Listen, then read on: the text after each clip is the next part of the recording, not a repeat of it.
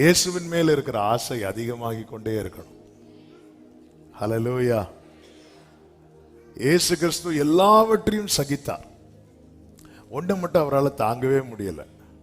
என்னன்னு கேட்டா, கொஞ்ச நேரம் பிதாவோடு பேச முடியாத சூழ்நிலை.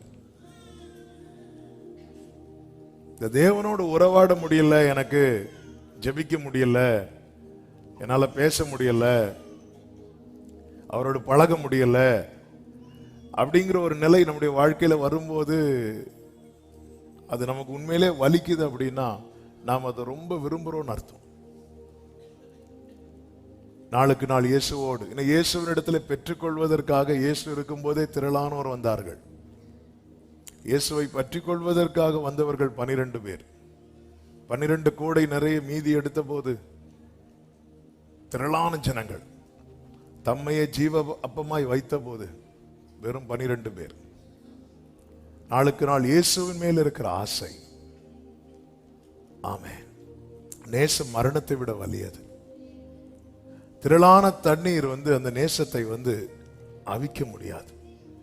இந்த காட்டு தீய பாருங்க, அதை அடிச்சு போயிட்டே இருந்து அமெரிக்காவில் எப்படியெல்லாமோ தண்ணியை கொண்டு ஊற்றி பார்த்தாங்க, ஒண்ணுமே முடியல. அப்படி இருக்கணும் நமக்கு ஆண்டவர் மேல கொண்டு இருக்கிற நேசம். ஃபாதர் அழகா பாடியிருக்காங்கல்ல, உம்மீது கொண்ட நேசம் அக்கினி ஜுவாலை என்றோ, தண்ணீரும் வெள்ளங்களும் தணிக்க முடியாதையா. ஹல்லேலூயா. ஏனென்றால் அந்த அளவுக்கு ஆண்டவர் நம்ம மேல வச்ச அன்பு பெருசு. அது அடிக்கடி சொல்லுகிற வார்த்தை.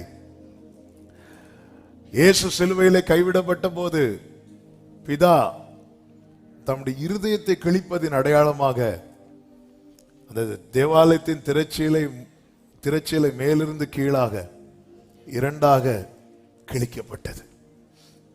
அந்த காலத்தில் ராஜாக்கள் எல்லாரும் தங்கள் இருதயத்தை கிழிப்பதின் அடையாளமாக தங்கள் வஸ்திரத்தை கிழிப்பார்கள்.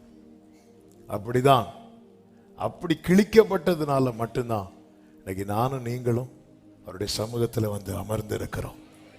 இன்னைக்கு நாம் தேவ சமூகத்தில் அமர்ந்திருப்பது நம்மால் அல்ல, நமக்கு வசதி வாய்ப்பு இருந்ததுனால் அல்ல, நானோ அது மிகுந்த கிருபையினால் நம்முடைய ஆலயத்துக்குள் பிரவேசித்து. அப்ப அந்த பரலோகத்துக்கும் நமக்கும் அந்த ஒரு தொடர்பு வர்றதுக்கு முக்கியமான காரணர் யார் அப்படின்னா நம் ஆண்டவராகிய இயேசு கிறிஸ்து மட்டுமே. எனவேதான் அவர் மேல இருக்கிற ஆசை அதிகமாய் பெருகட்டும். கர்த்தர் உங்களை ஆசீர்வதிப்பாராக.